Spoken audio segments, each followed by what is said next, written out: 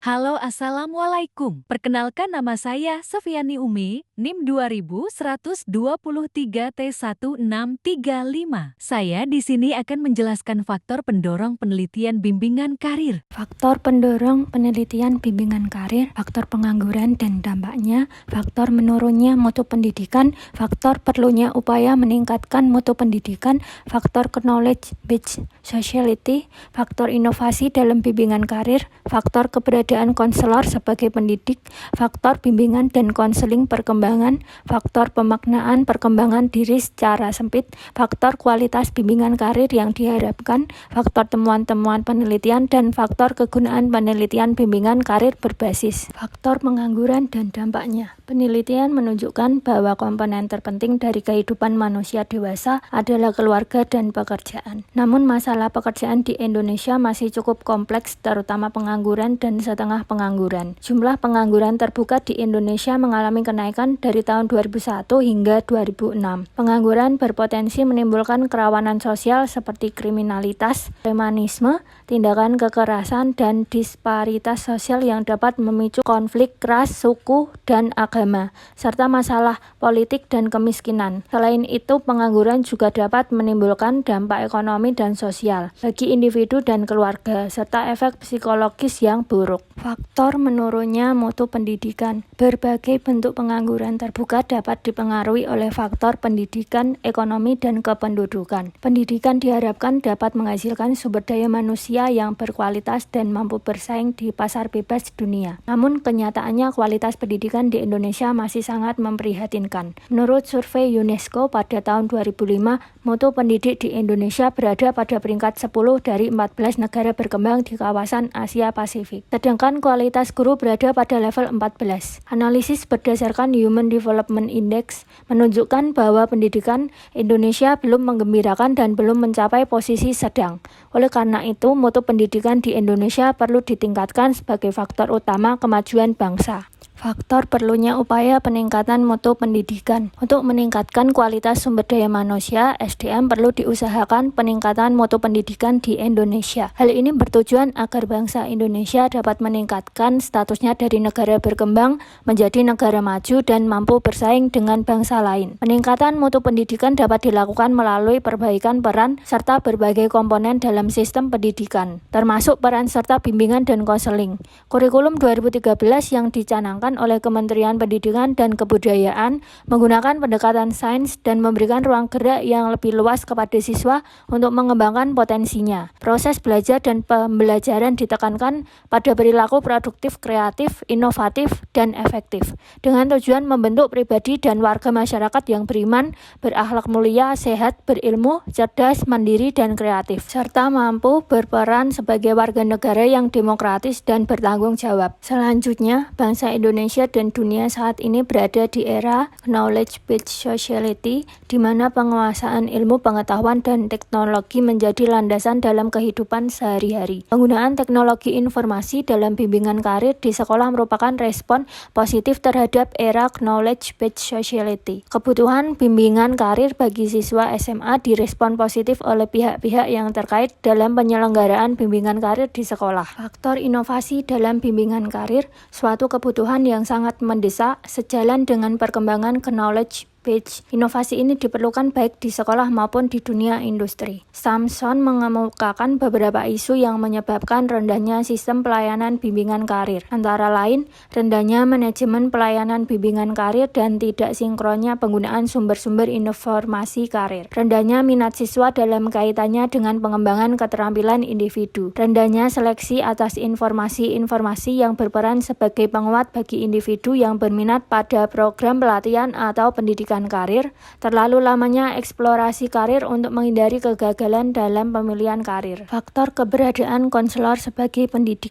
Menurut Undang-Undang RI Nomor 20 Tahun 2003 tentang Sistem Pendidikan Nasional, konselor diakui sebagai salah satu kualifikasi pendidik, setara dengan dosen, guru, pamong, dan tutor. Konselor memiliki tugas dan wewenang yang berbeda dengan guru, meskipun keduanya berada dalam lingkungan pendidikan formal. Tugas utama konselor adalah berupaya menyelenggarakan pelayanan bimbingan dan konseling yang bertujuan untuk memandirikan peserta didik konseli. Termasuk di dalamnya adalah pelayanan bimbingan karir. Faktor bimbingan dan konseling perkembangan mengacu pada konsep yang menekankan pada hakikat manusia sebagai individu yang terus berubah secara bertahap dan positif menuju peningkatan diri. Dalam konteks ini, bimbingan dan konseling dipandang sebagai suatu proses perkembangan yang membantu individu untuk mencapai potensi diri mereka secara optimal. Konselor di sekolah diharapkan memiliki pengetahuan dan keterampilan khusus untuk mengembangkan interaksi yang sehat dalam mendukung layanan bimbingan karir. Bimbingan karir bertujuan untuk membantu konseli siswa dalam mencapai tingkat perkembangan karir yang meliputi pengenalan jenis-jenis pekerjaan,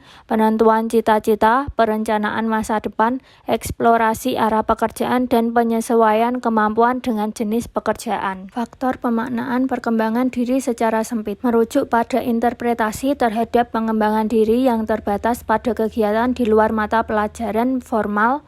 Dalam konteks ini, pengembangan diri dianggap sebagai bagian integral dari kurikulum sekolah atau madrasah yang bertujuan untuk membentuk watak dan kepribadian peserta didik melalui layanan bimbingan konseling terkait masalah pribadi, sosial, belajar, dan karir, serta kegiatan ekstrakurikuler. Pemaknaan yang sempit ini dipandang dapat mengurangi integritas layanan bimbingan konseling sebagai layanan ahli yang memandirikan siswa. Faktor kualitas bimbingan karir yang diharapkan menekankan pada pentingnya layanan bimbingan karir yang berkualitas untuk mendukung pengembangan potensi konseli pengguna layanan.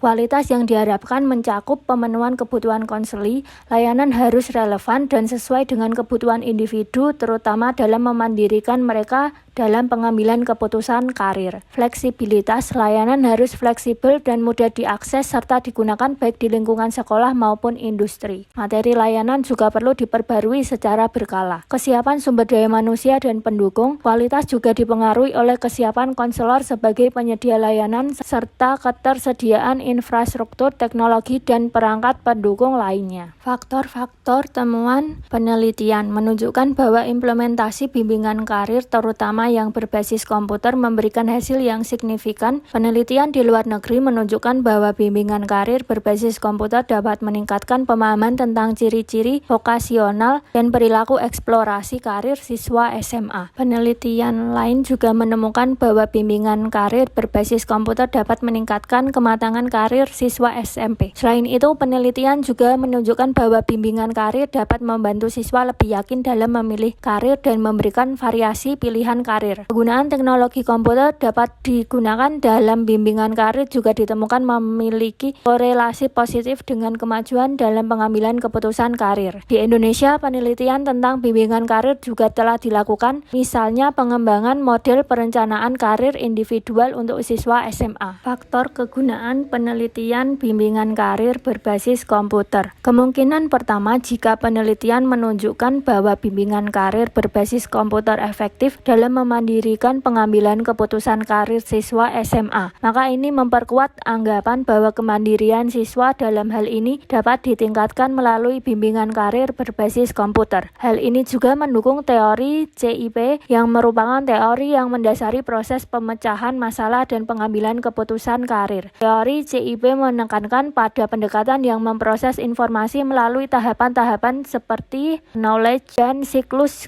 komunikasi. Kemungkinan kedua, jika penelitian menunjukkan bahwa bimbingan karir berbasis komputer tidak efektif, maka ini tidak mendukung teori CIP sebagai landasan teoritis dalam proses pemecahan masalah dan pengambilan keputusan karir. Perubahan paradigma dalam dunia kerja. Globalisasi dan mobilitas. Dunia kerja saat ini ditandai dengan globalisasi yang berarti persaingan tidak hanya terjadi di tingkat lokal atau nasional tetapi juga internasional. Mobilitas tenaga kerja juga meningkat, menuntut individu untuk lebih adaptif dan memiliki keterampilan yang relevan di berbagai konteks. Perkembangan teknologi dan otomatisasi dan kecerdasan buatan AI mengubah lanskap pekerjaan secara drastis. Beberapa pekerjaan tradisional menghilang, sementara pekerjaan baru yang membutuhkan keterampilan teknologi tinggi muncul. Bimbingan karir perlu membantu individu untuk mengantisipasi perubahan ini dan mempersiapkan diri untuk pekerjaan masa depan. Fleksibilitas dan pekerjaan non-tradisional. Konsep karir tradisional yang linear dan stabil semakin tergeser oleh fleksibilitas dan berbagai bentuk pekerjaan non-tradisional seperti pekerja lepas, pekerja jarak jauh, dan wirausaha. Bimbingan karir perlu memperluas cakupannya untuk membekali individu dengan keterampilan dan pengetahuan yang dibutuhkan untuk sukses dalam jenis pekerjaan ini. Kebutuhan individu sepanjang rentang hidup. Perkembangan identitas karir. Bimbingan karir tidak hanya relevan bagi siswa yang akan lulus sekolah, tetapi juga penting sepanjang rentang hidup individu. Setiap tahap perkembangan memiliki tugas dan tantangan karir yang berbeda, mulai dari eksplorasi di masa remaja, pembentukan karir di usia dewasa awal, pengembangan karir di usia dewasa tengah, hingga transisi pasca karir di usia lanjut. Keseimbangan kehidupan kerja. Isu keseimbangan kehidupan kerja semakin penting dalam masyarakat modern. Bimbingan karir dapat membantu individu untuk mengintegrasikan peran pekerjaan dengan aspek kehidupan lainnya seperti keluarga, hobi, dan kesehatan. Keberagaman dan inklusi. Dunia kerja semakin beragam, baik dari segi latar belakang budaya, gender, disabilitas, maupun orientasi seksual. Bimbingan karir perlu memperhatikan kebutuhan khusus dari berbagai kelompok individu dan mempromosikan inklusi dalam dunia kerja. Tanggung jawab sosial dan etika. Karir yang bermakna. Semakin banyak individu mencari karir yang tidak hanya memberikan penghasilan, tetapi juga memiliki makna dan tujuan. Bimbingan karir dapat membantu individu untuk mengidentifikasi nilai-nilai mereka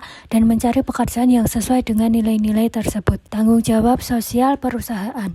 Perusahaan juga memiliki peran dalam pengembangan karir karyawan dan penciptaan lingkungan kerja yang positif. Bimbingan karir dapat membantu menjembatani antara kebutuhan individu dan tanggung jawab sosial perusahaan. Etika dalam karir. Isu etika dalam karir semakin relevan, terutama dalam konteks persaingan yang ketat dan tekanan untuk mencapai kesuksesan. Bimbingan karir dapat membantu individu untuk mengembangkan kesadaran etis dan membuat keputusan karir yang bertanggung jawab. Sekian presentasi dari saya, terima kasih.